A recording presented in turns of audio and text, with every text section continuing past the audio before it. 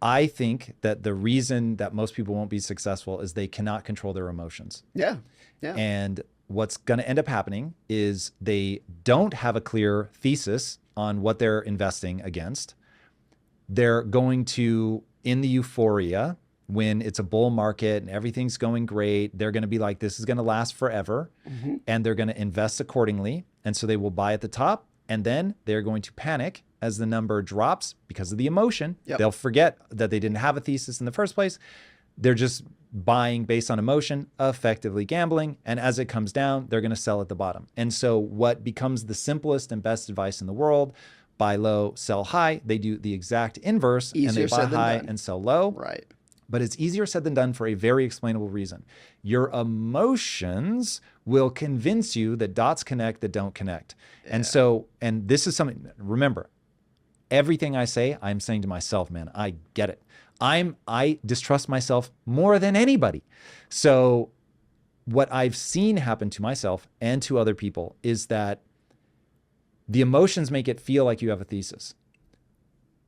Oh my God, like this bull run. No, this is amazing. So I went through, I didn't know what euphoria in the market was until crypto. So I sort of build for 20 years, get wealthy, pick my head up and realize, oh, investing, never really thought much about it. Don't know anything about it. Let me go see what's up. The more I start learning about money, the more I get into what's going on in crypto, and I see the way that people are, but I don't know that it's called euphoria. And so I have bright lines. I go in with a thesis. I know not to trust myself. I know not to trust my emotions. There's only so much capital I'm going to deploy. And when I hit that number, I'm going to stop. And everybody was like, hey, no, keep going. Bye. And I'm like, nope, I am deployed. Yeah. And so it is what, and I dollar cost averaged. Now, the one thing, if I were going to do it again, I would elongate my dollar cost averaging time span. Yeah. So that, I'm buying in over, let's say 10 years instead of 2, but nonetheless, had a number. Once I hit the number, cool, we're done. And also I was like, as long as my thesis remains intact, then I'm not going to sell no matter what happens to the price. And because I only invested what I could afford to lose, which would be my layman's tip number 1, I drive by what's going to let me sleep through the night. That would be my layman's advice number 2. Yep. And then I just keep going with my bright lines. This is how much I was willing to put in. If I hit that number, yes, leave. Okay. I plan to hold for basically put your head down for 10 years. Don't even look at it. Don't think about it. Has it been 10 years? No, then don't sell. Yeah. And so we'll see if and same thing I do in the stock market. So we'll see if any of this strategy works out. But that to me at least is, I have a thesis that is unemotional.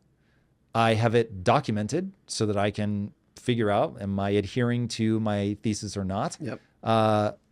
Bright lines, do this yes, totally based on emotion, or do this no, again, based on no emotion. What's wrong with that strategy, if anything? Nothing. But when I tie all this together, when I hear about your diet and your entrepreneurship and how you invest, it seems like you have an abnormal, almost a freakish amount of self-control. Yes. Now the question becomes, was I born with it? Yeah. Or did I develop it? Yeah. No, I think if you ask me, I think on the nature and nurture spectrum, I'm making this number up. Yeah. I would think it's 80% nature. Yeah. Yeah. I'm pulling that number out of thin air, but I think that's probably right. And I think you see this in a lot of things. One of the things that's so interesting about Ozempic, the new drug, and I'm not a doctor, I don't know anything about it, but the idea that it can also has in the early studies that have not been fully confirmed yet, that people who are taking it for weight loss also are able to kick their smoking habit, their alcoholism, their gambling habit. And from what I understand, it's manipulating a hormone in your pancreas that's doing this, that is influencing all kinds of things. That's how it gets you to stop eating so much. If you piece all that together, if that layman's description is accurate of what I just said, or the reason that people are alcoholics and gambling addicts is because they have an abnormal amount of a hormone in their pancreas that you and I don't. And like, if that, to the extent that that's the case, then yes, I think self-control can be something on the nature nurture spectrum, can lean heavily towards nature. It's not to say that you can't learn to be better or learn the consequences of your actions or set up a system that's going to help you be a little bit more patient. But I think without a doubt, there are people who are born with more or less self-control. We're in violent agreement on that.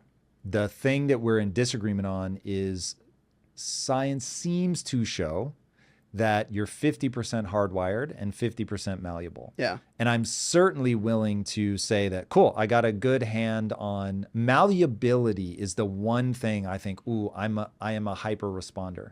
So not discipline, it's my ability to change that I think is unusual. Yeah, most people are very stubborn. Then it becomes, okay, did I put in the time and energy to actually change? So my thing though is, if all of us are 50-50, then I would encourage people, because I'm going to guess that everybody listening to this they have not reached the max of their 50% malleability yet. Yep.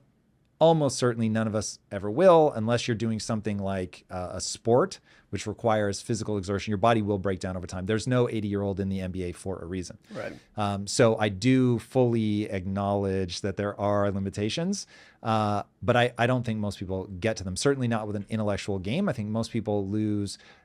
There's two things that I think kill success: boredom and emotional weakness. Like you feel badly about yourself, and so you want to stop playing the game. Those are the two things that I think end up ruining most people. So since I don't think most people have hit their cap, I will just say, okay, cool. Let's assume that Tom's 50% that's hardwired is better than your 50%. Fair enough. But when I look at Elon Musk, I think it's pretty clear that his 50% of being able to solve problems, or whatever, his engineering mind, I don't know, whatever it is. Yeah. The idea of trying to run 7 companies, I couldn't do it. So it's bonkers. Now I can whine about that, or I can do the best with my limitations that I possibly can do. Do you think there are areas in your life where you have very little self-control? We've talked about the ones where you do. Is there anything where it's like you can't control that? I don't know this is what you mean, but this is the one thing that has really resisted my strongest efforts, and that is anxiety. Now, the biggest influence on my anxiety was diet. So I was able to go from generalized anxiety, I have a constant sense of impending doom, to, oh, okay, now if I'm doing something high stakes, then I'll still get anxious, and I have to go way out of my way to manage my psychology. Yeah. And that does feel like sometimes I want to crawl inside my brain and find, is it my amygdala? What the fuck is it? Yeah. But something is really pissing me off, because I don't feel like I should have to work this hard to maintain that sense of strength and confidence. And I think people look at me and think, oh, well, it's easy for him. And I'm like, Jesus, man, like from my perspective, other than verbal ability, which that I will say, I've always, any energy I put into that, I get a disproportionate return. Other than that, like with the possible exception of malleability, I feel like I'm what they in bodybuilding call a hard gainer. Yeah. Everything I do takes an inordinate amount of time and energy. Discipline. And I just outwork people. There's a new book by Robert Sapolsky, who's a very famous psychologist. Trying to get him on the show. And I think the thesis of his book is very controversial. So I'm not saying that this is the truth. His new book is that people don't have free will. Yeah, we don't. After studying people for 40 or 50 years, he's just saying the things that you do, the things that you believe, you don't have any control of. They've been a consequence of what you've experienced in life and the DNA in which you were born with that makes you believe you do. And I have not read the book, so I don't want to cast too much judgment on it. But there's part of me that wants to think like that's got to be, it has to be 50% true. I would say it's probably 80% true, something like that. Don't we both agree it's 100% true? I don't know without reading the book. But the idea, do you think we have free will?